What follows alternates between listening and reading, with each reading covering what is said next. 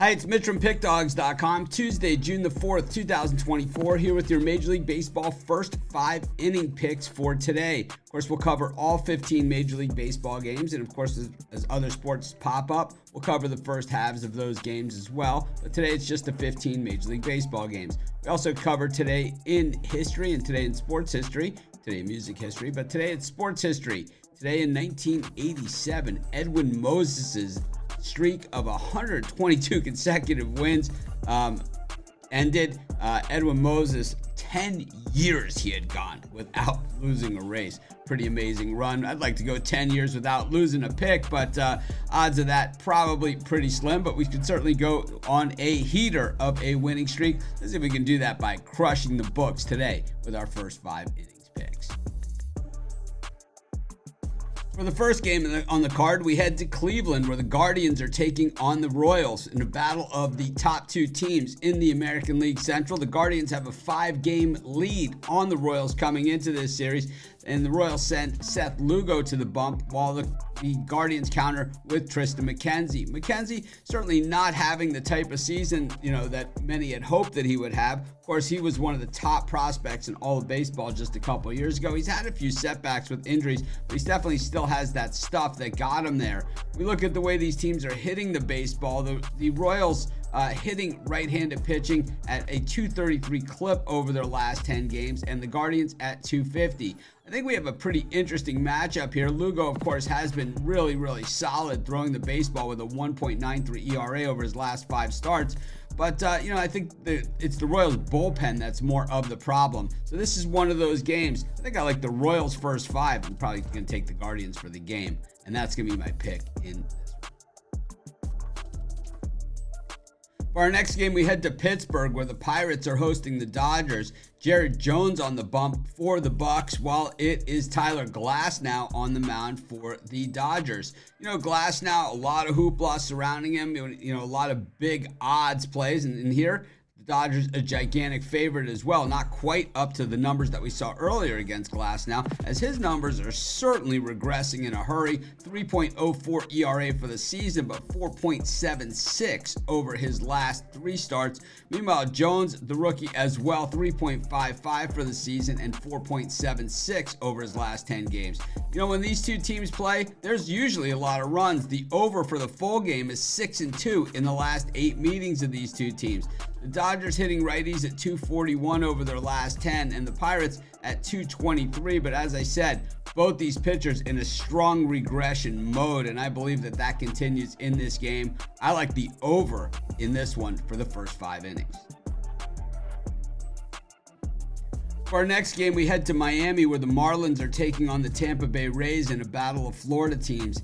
It's the lefty Jesus Luzardo on the bump for the Marlins and Ryan Pepiot on the mound for the Rays. Pepiot has really yet to develop into that talent for the Rays that they thought he was going to be when they traded Tyler Glasnow to the Dodgers. He's got a 3.88 ERA on the season and 6.17 over his last 3 starts. Meanwhile, Luzardo 4.18 on the season, but a very Luzardo-like 1.35 over his last 3 starts. Of course, the lefty, for Miami, actually went on a major tear at the end of last season, started this season terribly, but as you can see, he is back in form. And the Rays hitting just .216 against left-handed pitching over their last 10 games, while the Marlins hitting righties at .260. I just think that the Marlins are going to be inconsistent. The Rays are probably a better team than we've seen, but I still like the Marlins in this one for the first 5 innings as my pick.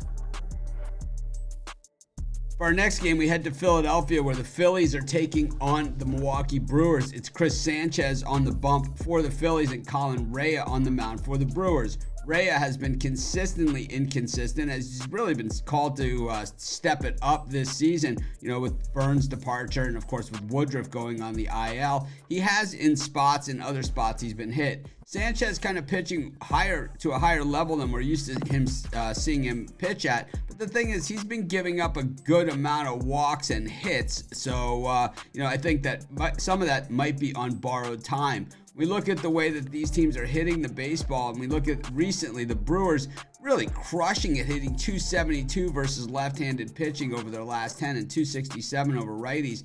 Meanwhile, the Phillies just 226 versus righties and 239 versus lefties. But of course, the Phillies making solid contact as that lineup does. I just think in this particular one, I like the Brewers to get out fast after after just one run on Monday. I'm going to go with the Brewers first 5 as my pick in this game.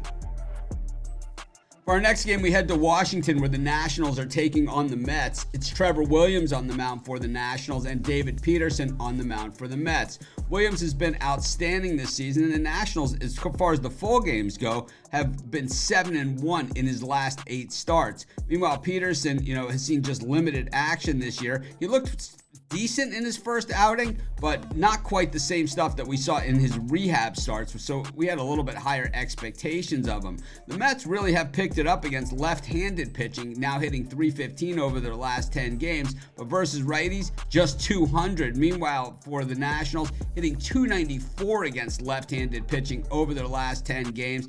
And I believe that they have a little bit of payback in their mind, because they certainly put the runs on the board on Monday.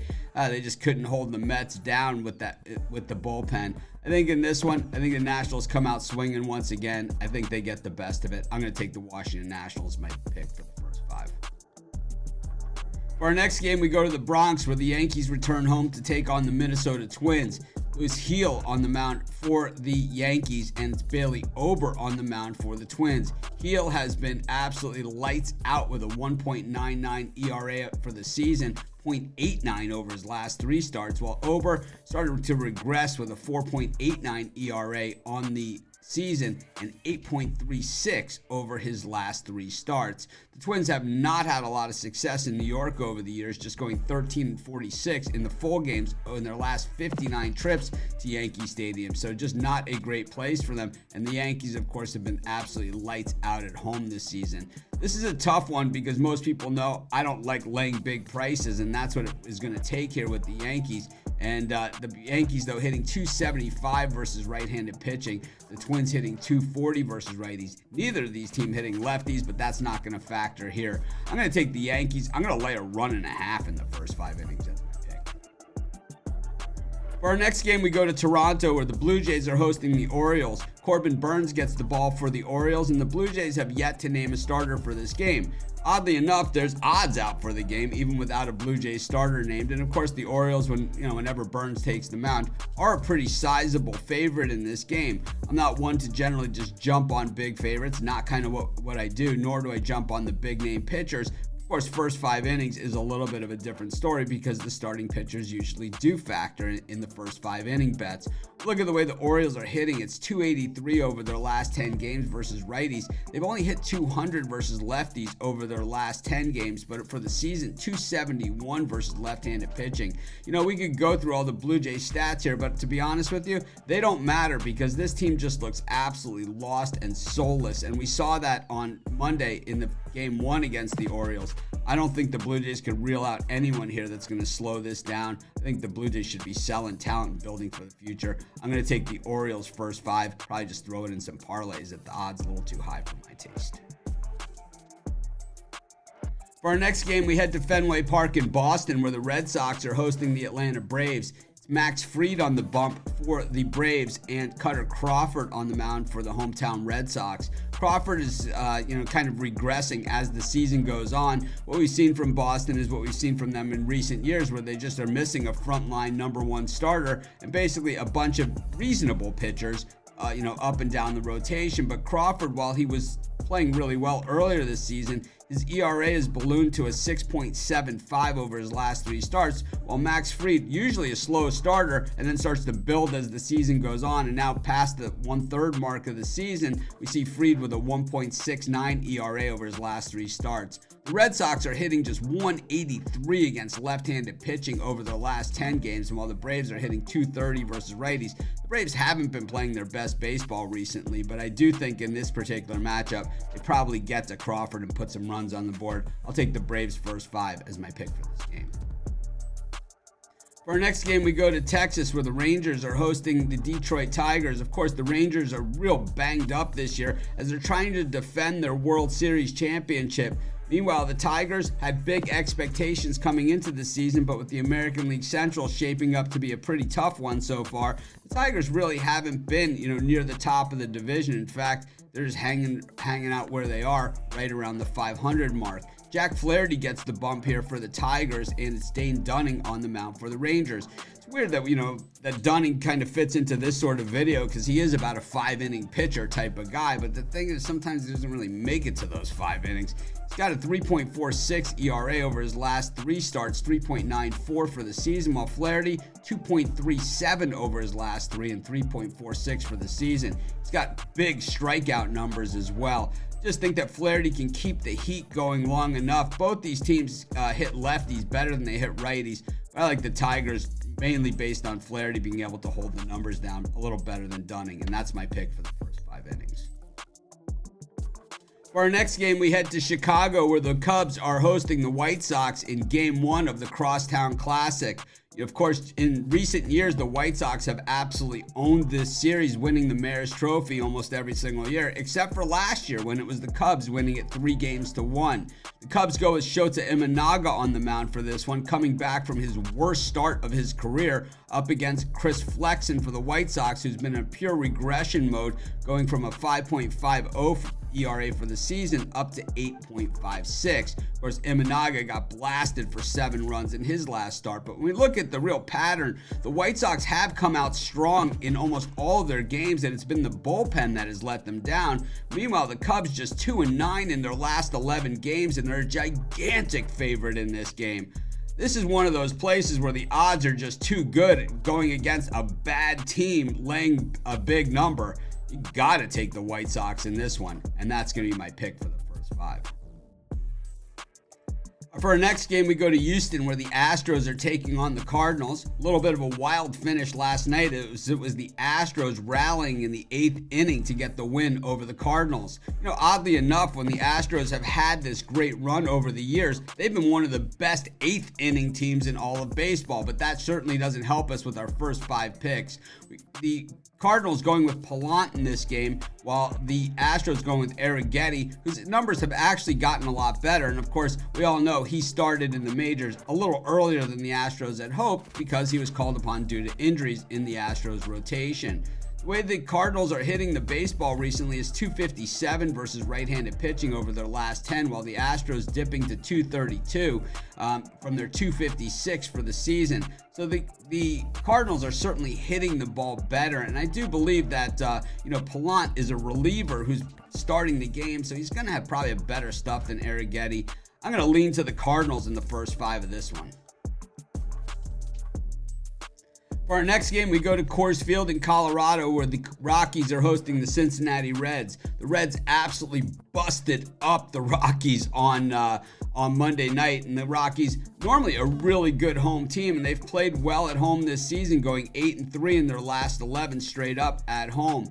The thing is Frankie Montas on the bump here for the Reds, and it's Ty Blach on the mound for the Rockies. Neither of these pitchers have been pitching well, as Montas checks in with a 4.60 ERA on the season and 5.29 over his last 3 starts, while Blach 4.15 on the season, 5.40 in his last 10. The Reds are murdering left-handed pitching, hitting .270 over their last 10 games, but in general on the road, hitting just .248 on the season versus lefties, and .248 is still a very respectable number. While the Rockies versus righties, .233 over their last 10 games, but .251 over the season at home. I think the Rockies come out swinging. I'm going to take them to bounce back and take the first 5 innings of this game.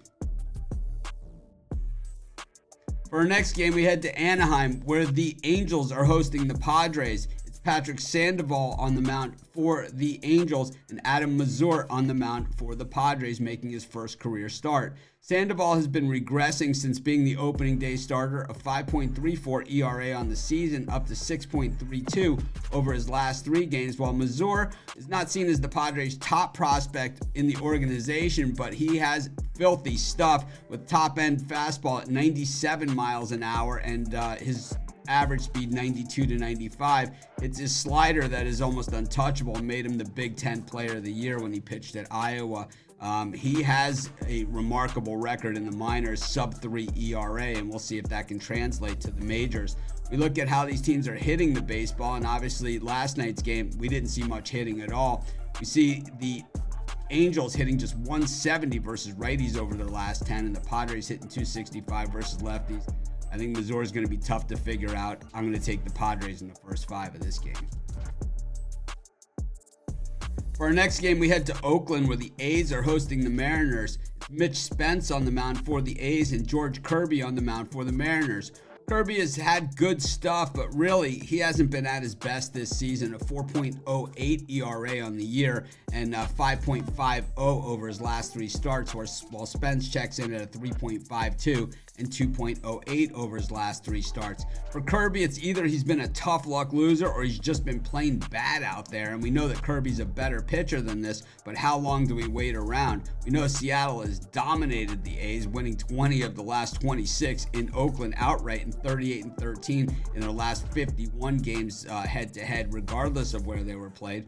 But we look at how these teams are hitting the baseball, and Seattle hitting just 192 over the last 10 games versus righties. The A's at 224, and you look at the season numbers, and they're about the same.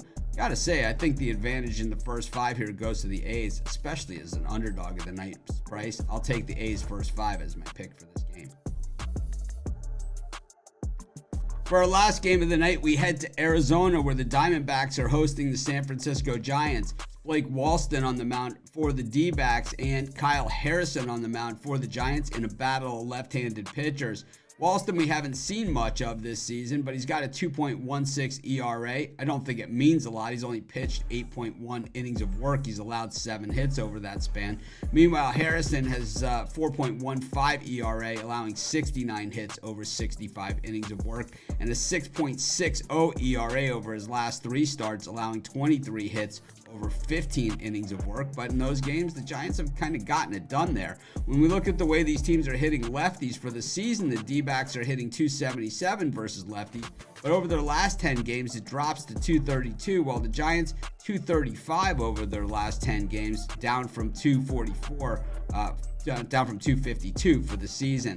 You know, this is just one of those games where I trust Walston 0. I'm going to take the Giants to bounce back and win the first 5 of this game. That wraps up today's first 5 innings for all 15 Major League Baseball games. Of course, I'm Mitch, and I appreciate all of you guys tuning in, smashing that like button, and of course, subscribing to our channel if that's the sort of thing that you're into. Of course, at PickDawgz, we give out tons of free picks, but our best bets are always our premium picks. I've got a link in the description, or you just head on over to PickDawgz.com, click on the premium picks tab, use that discount code PICK to get 15% off. If you're interested in getting some cool PickDawgz gear like the zip up I'm wearing or the hat I'm wearing or some of those Nike hoodies or Nike golf shirts, all you got to do is go to PickDawgz.com and click on the merch tab or click on the link in the description. Of course, these videos will continue to evolve over time. It's still a relatively new series. Can't wait till we get some more first halves to go with these first 5 innings, but we might be a ways away, except for one game here or there for the NBA Finals. But of course, we'll be covering those as well. This is Mitch once again. Thanks for joining me. Have an awesome day. Let's crush the books.